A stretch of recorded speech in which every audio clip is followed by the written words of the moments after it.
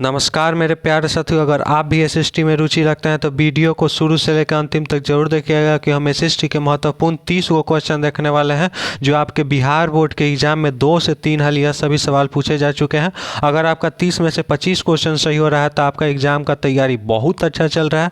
अगर यह सब सवाल कहाँ है तो बोर्ड में पूछा जाने वाली सवाल है। तो चलिए वीडियो को बिना देरी के स्टार्ट करते हैं। इसके पहले हम बता दें कि आपको एक क्वेश्चन लास्ट में देंगे जिसका आंसर आपको कमेंट बॉक्स में बताना है, और यह हमारा 11 पार्ट है। 10वां पार्ट का एक क्वेश्चन जिसका सॉल्यूशन इसी वीडियो में बताने वाला है। तो चलिए स्टार्ट करते हैं। पहले का कह रहा है कि भारत में किस तरह के लोकतंत्र की व्यवस्था की गई है? प्रत्यक्ष, अप्रत्यक्ष, प्रत्यक्ष तथा अप्रत्यक्ष दोनों या इनमें से कोई नहीं। तो भारत में कैसा लोकतंत्र की व्यवस्था की गई है? अप्रत्यक्ष। और भारत की अर्थव्यवस्था कैसी है? तो मिश्रित अर्थव्यवस्था है, ध्यान रखिएगा। उसी के साथ 2 नंबर सवाल क्या कर रहा है? भारत का कान्हा पार्क राष्ट्रीय पार्क प्रसिद्ध है शेर के लिए, बाघ के लिए, हिरन के लिए, हाथी के लिए। तो भारत का कान्हा राष्ट्रीय पार्क प्रसिद्ध क्यों है? तो क्यों प्रसिद्ध है? तो बाघ के लिए प्रसिद्ध है। उसके बाद 3 नंबर सवाल, औद्योगिक क्रांति की योजना के तहत पहले या शुरू में कौन से उद्योग शामिल थे? कोयला, कपास और लोहा, तांबा, मशीनें और ऊनी वस्त्र, प्लास्टिक, लौह और मोटर वाहन, कोयला, मैग्नीज और विमान। ठीक है। तो औद्योगिक क्रांति योजना के तहत पहले या शुरू में कौन से उद्योग शामिल थे? तो कौन से उद्योग शामिल थे? तो कोयला, कपास और लोहा शामिल थे। उसी के साथ 4 नंबर सवाल, प्राचीन काल में किस स्थल मार्ग से एशिया और यूरोप का व्यापार होता था? सूती मार्ग, रेशम मार्ग, उत्तरा पथ या दक्षिण पथ? ठीक है। तो किस मार्ग के द्वारा एशिया और यूरोप में व्यापार होता था? तो रेशम मार्ग के द्वारा होता था, ध्यान रखिएगा। उसी के साथ बचते हैं 5 नंबर सवाल, देखते हैं 5 नंबर सवाल क्या कह रहा है? निम्नलिखित में से कौन से साम्यवाद के संस्थापक के रूप में माना जाता है?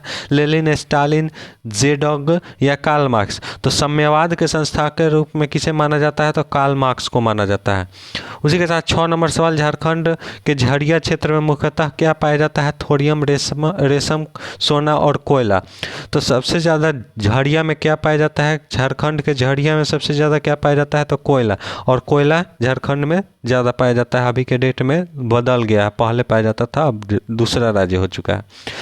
राजनीतिक दलों की नींव सर्वप्रथम किस देश में पड़ी? तो राजनीतिक दलों की नींव सर्वप्रथम ब्रिटेन, भारत, फ्रांस या संयुक्त राज्य अमेरिका? तो राजनीतिक दलों का नींव सबसे प्रथम कहाँ पड़ा था? तो ब्रिटेन में पड़ा था, ध्यान रखिएगा। उसी के साथ 8 नंबर सवाल, भारत में नीति आयोग की स्थापना कब हुई? 1950, 1951, 2016 या 2016? 2016 दुहाली लिखा गया है। ठीक है। तो नीति आयोग का गठन कब किया गया था? तो 1950 में किया गया था। उसी के साथ 9 नंबर सवाल, साम्यवादी घोषणा पत्र के लेखक कौन थे? Leo Tolstoy, Trotsky, Lenin, Karl Marx या एंगल्स? तो साम्यवादी घोषणा पत्र के लेखक कौन थे? तो साम्यवादी घोषणा पत्र के लेखक कार्ल मार्क्स और एंगल, जो दोनों एक दूसरे के क्या थे? मित्र थे। उसी के साथ निम्नलिखित व्यक्तियों में से कौन सा लोकतंत्र में रंग भेद के विरोधी नहीं थे? Martin Luther king, Mahatma Gandhi, Olympic धावी टॉम स्मिथ या जॉन कॉलिंस या जेड गुडी? तो रंग विरोधी के विरोध कौन नहीं थे? तो जेड गुडी नहीं थे। उसी के साथ 10 हो गया हमारा। 11 नंबर सवाल देखते हैं, जनसंख्या का लगभग कृषि क्षेत्र पर हिस्सा है? तो 67%, 77%, 78% या 87%? तो जनसंख्या का लगभग कृषि क्षेत्र पर हिस्सा कितना है? तो कितना हिस्सा है? तो 87% हिस्सा है। उसी के साथ देखते हैं 12 नंबर सवाल।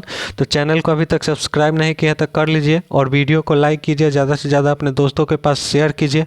आपके एग्ज़ाम में और बेटर से बेटर क्या हो सकता है, इसके लिए हम वीडियो लेकर भी आ रहे हैं। देखिएगा कि एग्ज़ाम में आप कैसे मार्क्स ला सकते हैं, दिसंबर में कैसे पढ़कर मार्क्स ला सकते हैं, यह भी वीडियो, और ऑब्जेक्टिव में कैसे मार्क्स ला सकते हैं, इसी भी वीडियो डाला गया है। और अंतिम में जो क्वेश्चन देंगे उसको ज़रूर से ज़रूर आंसर दीजिएगा उसका कमेंट में, क्योंकि जिससे अगर आपका आंसर सही होता है तो आपका उत्साह जाएगा। ठीक है। और इसको मिलाने के लिए आप नेक्स्ट वीडियो को ज़रूर देखिएगा। देखते हैं 12 नंबर सवाल, किस क्षेत्र में द्वितीय क्षेत्र का कहा जाता है? किस क्षेत्र को द्वितीय क्षेत्र भी कहा जाता है? सेवा, कृषि, उद्योग या कोई नहीं।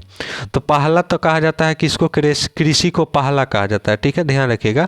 और दूसरा सेवा को, और तीसरा दूसरा कहा जाता है, दूसरा उद्योग को कहा जाता है, और तीसरा सेवा को कहा जाता है।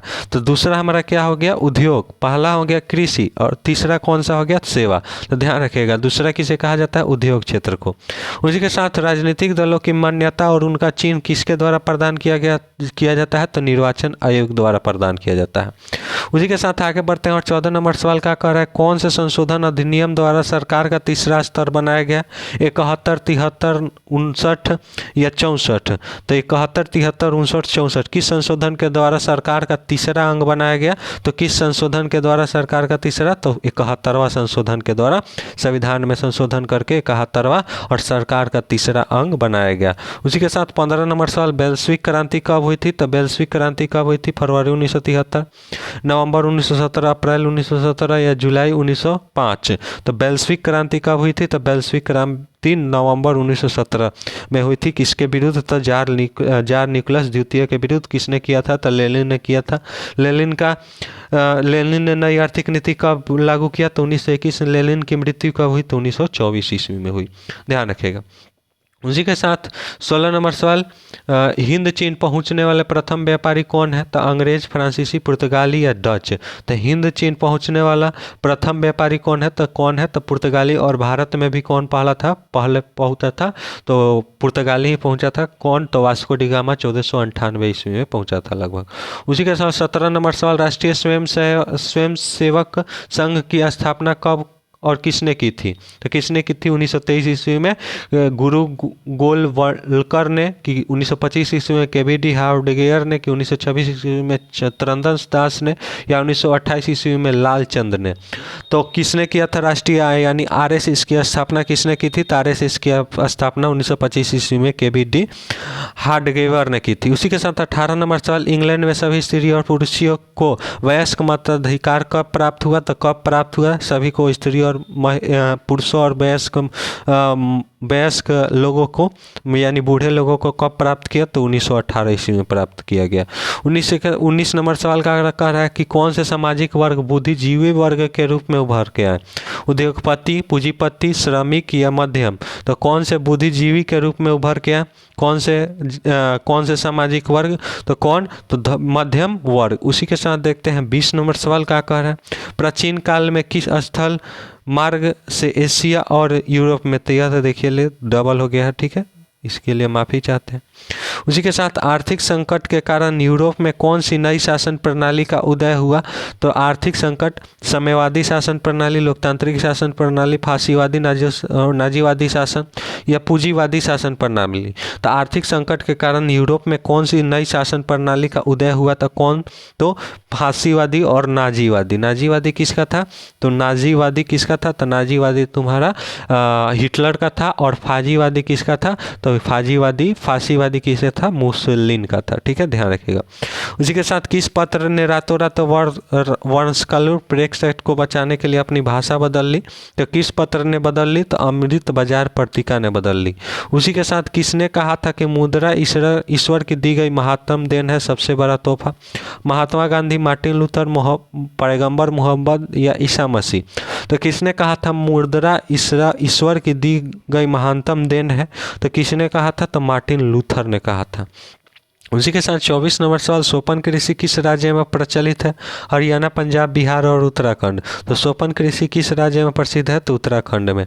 उसी के साथ प्राणियों के शरीर में कितना प्रतिशत जल, प्राणियों के शरीर में कितना प्रतिशत जल की मात्रा निहित होती है, 55, 60, 65 या 70। तो प्राणियों के शरीर में कितना परसेंट जल होता है, तो कितना परसेंट जल होता है, तो 65% जल होता है। उसी के साथ वन संरक्षण या प्रबंधन की दृष्टि से वनों को कितने वर्गों में बांटा गया है, विकल्प की 4 वर्गों में, कि 3 वर्गों की, 5 वर्गों की, या इनमें से कोई नहीं। तो कितने वर्गों में बांटा गया है, तो 3 वर्गों में बांटा गया है, ध्यान रखिए, कितने वर्गों में बांटा गया है, 3 वर्गों में बांटा गया है। उसी के साथ एक एनजीओ की वनिका रिपोर्ट के अनुसार 1948 ईस्वी में विश्व में कितने हेक्टेयर भूमि पर वन का विस्तार था, 600 करोड़ हेक्टेयर में, या 400 की, 800 की, 500 करोड़ हेक्टेयर में। तो कितना करोड़ हेक्टेयर पर पौधा थे, तो 200 में पूछ रहा है, तो कितने हेक्टेयर पर है, तो 400 करोड़ हेक्टेयर पर पौधा था। उसी के साथ 28 नंबर सवाल, 1 टन इस्पात बनाने में कितने मैग्नीज का उपयोग होता है? 5, 10, 15 या 20?